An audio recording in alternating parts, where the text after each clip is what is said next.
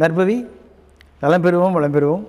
இந்த காணொலியை பார்த்து கொண்டிருக்கும் அன்பு நெஞ்சங்களுக்கும் சப்ஸ்கிரைப் செய்த சொந்தங்களுக்கும் சேர்வராகினி அறக்கட்டளையின் சார்பாக பொன் பரமேஸ்வர சுவாமியின் ஆசீர்வாதங்கள், நன்றிகள். சாய்ராம்.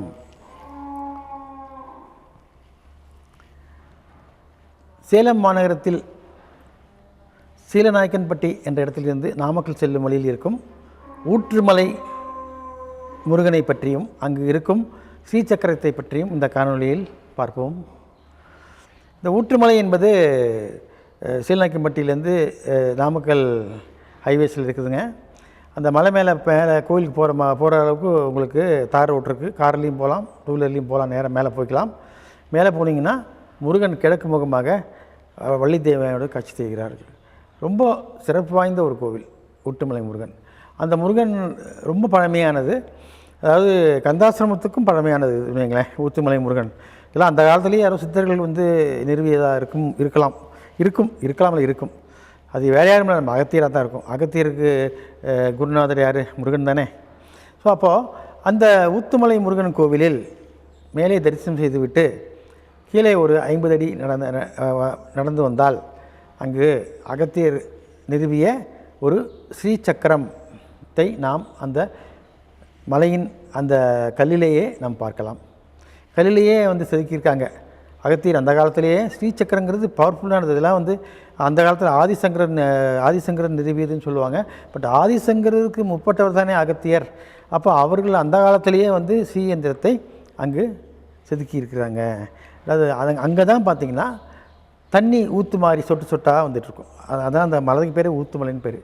எப்பொழுதுமே 24 மணி நேரமும் இரவும் பகலும், அதாவது கோடை காலங்களிலும் சொட்டு சொட்டாக அந்த ஊற்று தண்ணி வருகிறது. அது எங்கேருந்து வந்து தெரியாது. 2 பாறைக்கு இடையிலேருந்து மேலேருந்து கீழ் நோக்கி வந்துட்டுருக்கு. அதை நம்ம அங்கே எடுத்து நம்ம பயன்படுத்தலாம். அந்த ஊற்று தண்ணிக்கு நிறைய சக்திகள் இருக்குது. ஊத்துமலை முருகன் கோவில்னாலே அந்த ஊற்று தான் முக்கியம். அதுக்கப்புறம் பார்த்திங்கன்னா அந்த ஸ்ரீயந்திரம் முக்கியம். அந்த ஸ்ரீயந்திரத்தை என்ன பண்ணுறாங்க? குங்குமார்ச்சனை பண்ணுறாங்க.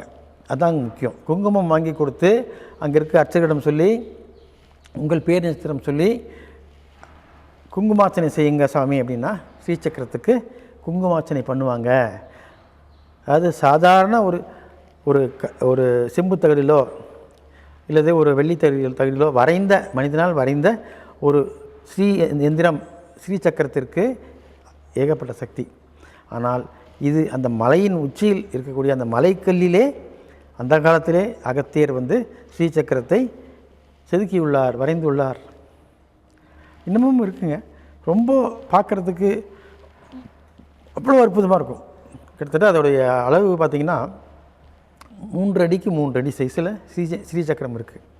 ஸோ அப்போ அந்த ஸ்ரீசக்கரத்தை நம்ம வழிபாடு பண்ணுறதுனால நமக்கு என்னெல்லாம் கிடைக்கும், அந்த கோயிலுக்கு போனால் என்னெல்லாம் கிடைக்கும், எப்பெல்லாம் போகலாம், இதெல்லாம் கேள்வி வருது. மெயினாக வெள்ளிக்கிழமை பௌர்ணமி அன்னைக்கு, அப்புறம் செவ்வாய்க்கிழமை, செவ்வாய் வெள்ளி பௌர்ணமி, அப்புறம் சஷ்டி அன்னைக்கு, இந்த மாதிரி காலங்களில் நீங்கள் மேலே போய் முருகனையும் பார்த்துட்டு அந்த ஸ்ரீசக்கரத்துக்கிட்ட உட்காந்து அந்த ஊற்று தண்ணியை நம்ம பிரசாதமாக கொடுத்து விட்டு அங்கே ஸ்ரீசக்கரத்திற்கு குங்குமார்ச்சனை செய்து நீங்கள் வழிபாட்டு வந்தால் நீங்கள் வேண்டிய உங்களுடைய நேர்த்தி கடன்கள் நிறைவேறும். இது பிரத்யக்ஷம். ஆனால் தெரியாது நிறைய பேருக்கு. மேலே அப்படியே முருகனை பார்த்து கீழே இறங்கி வந்துடுவாங்க. அப்படியே வந்தால் கூட சும்மா வந்துடுவாங்க. அந்த ஊற்று தண்ணியெல்லாம் எடுத்து குடிக்க மாட்டாங்க. மெயினாக அந்த ஊற்று தண்ணியை கொஞ்சம் எடுத்து தலையில் தெளிச்சிட்டு கொஞ்சம் குடிக்கணும். குடிக்கும்போது கொஞ்சோண்டு தண்ணியை இந்த 2 காதுலையும் வச்சுக்கணும். இந்த 2 காது தான் மனுஷனுக்கு ஸ்கை. அது யாரும் பண்ண மாட்டாங்க. எல்லாம் இப்படின்னு வந்துடுவாங்க.